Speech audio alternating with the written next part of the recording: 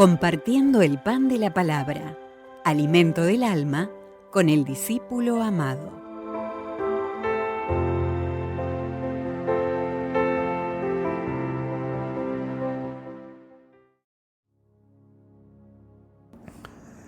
Lectura del libro de Isaías.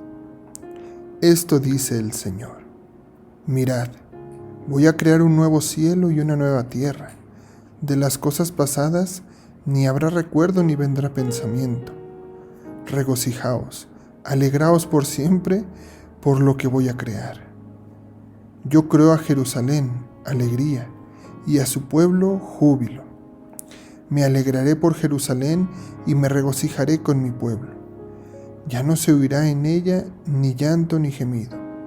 Ya no habrá allí niño que dure pocos días, ni adulto que no colme sus años, pues será joven quien muera a los 100 años, y quien no los alcance se tendrá por maldito.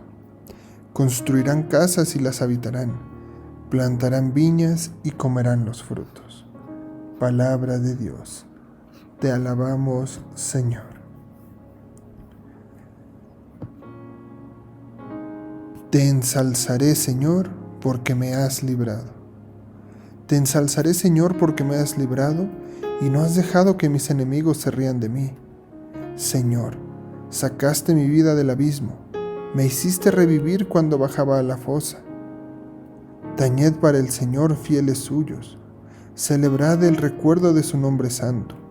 Su cólera dura un instante, su bondad de por vida. Al atardecer nos visita el llanto, por la mañana el júbilo. Escucha, Señor, y ten piedad de mí. Señor, socórreme. Cambiaste mi luto en danzas. Señor, Dios mío, te daré gracias por siempre.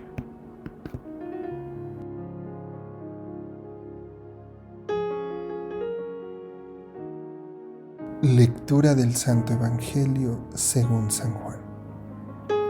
En aquel tiempo, Jesús salió de Samaria y se fue a Galilea. Jesús mismo había declarado que a ningún profeta se le honra en su propia patria.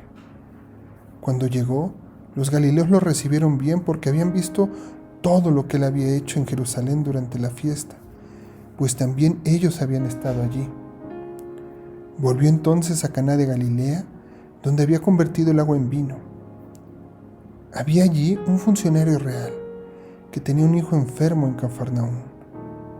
Al oír que Jesús había venido a Judea de Galilea, fue a verlo y le rogó que fuera a curar a su hijo, que se estaba muriendo.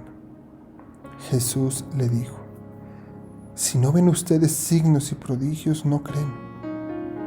Pero el funcionario del rey insistió: Señor, ven antes de que mi muchacho muera. Jesús le contestó: vete, tu hijo ya está sano. Aquel hombre creyó en la palabra de Jesús y se puso en camino. Cuando iba llegando, sus criados le salieron al encuentro para decirle que su hijo ya estaba sano. Él les preguntó a qué hora había empezado la mejoría. Le contestaron: ayer, a la 1 de la tarde, se le quitó la fiebre. El padre reconoció que a esa misma hora Jesús le había dicho: tu hijo ya está sano, y creyó con todos los de su casa. Esta fue la segunda señal milagrosa que hizo Jesús al volver de Judea a Galilea. Palabra del Señor. Gloria a ti, Señor Jesús.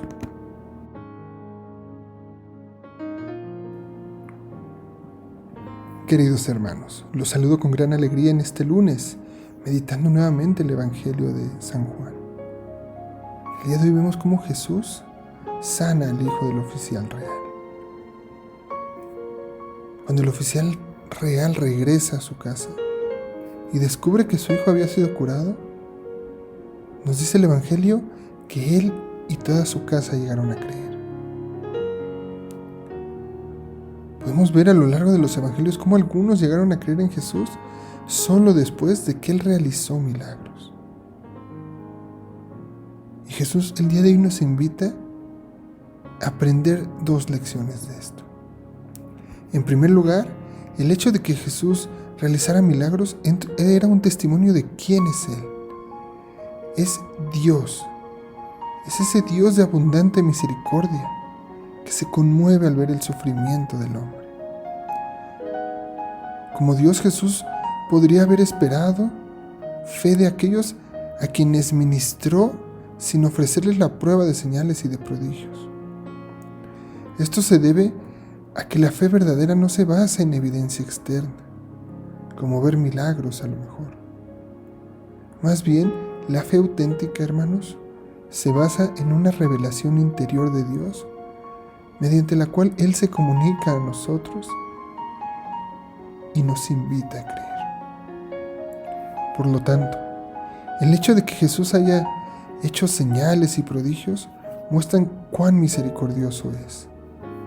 Él ofreció estos milagros no porque alguien los mereciera, sino simplemente por su abundante generosidad. Porque Él nos busca ayudar a despertar la fe en las vidas de aquellos a quienes les resulta difícil creer. A quienes les resulta difícil creer sin haber visto. Es importante entender que debemos trabajar para desarrollar nuestra fe sin depender de señales externas. Imaginemos, por ejemplo, si Jesús nunca hubiera realizado milagros, ¿cuántos habrían llegado a creer en Él? Quizás muy pocos, pero seguramente habría algunos que llegarían a creer en Él. Y los que lo hicieron habrían tenido una fe que era excepcionalmente profunda y auténtica. Imaginemos, hermanos, por ejemplo, si este funcionario real no hubiera recibido un milagro para su hijo, pero sin embargo hubiera elegido creer en Jesús de todos modos a través del don interior transformador de la fe. Imaginemos esto. En cada una de nuestras vidas es esencial que trabajemos para desarrollar nuestra fe, incluso si Dios no aparece o no nos deja ver de manera externa que está actuando. De hecho, la forma más profunda de fe nace en nuestras vidas cuando elegimos amar a Dios y servirle, incluso cuando las cosas son muy difíciles. La fe en medio de las dificultades es un signo de una fe auténtica. Reflexionemos hoy, hermanos, sobre la profundidad de nuestra fe. Cuando la vida es dura, ¿amamos a Dios y le servimos de todos modos? Incluso si nos quitan las cruces que llevamos. Busquemos, hermanos, tener una fe verdadera, pero que sea una fe verdadera en todo momento y en toda circunstancia. Y vamos a ver cómo nos vamos a ir sorprendiendo de lo real y sostenida y firme que se va volviendo nuestra fe. Pidamos a Jesús misericordioso, su amor transforme nuestras vidas. Su amor por nosotros está más allá de lo que jamás llegaremos a imaginar. Así que dejémonos amar por Él y dejemos que esa fe vaya madurando y deje de ser una fe externa para transformarse en una oración que nos permita unirnos íntimamente a Él. Nos quedamos, hermanos, en presencia del Padre, del Hijo y del Espíritu Santo. Amén.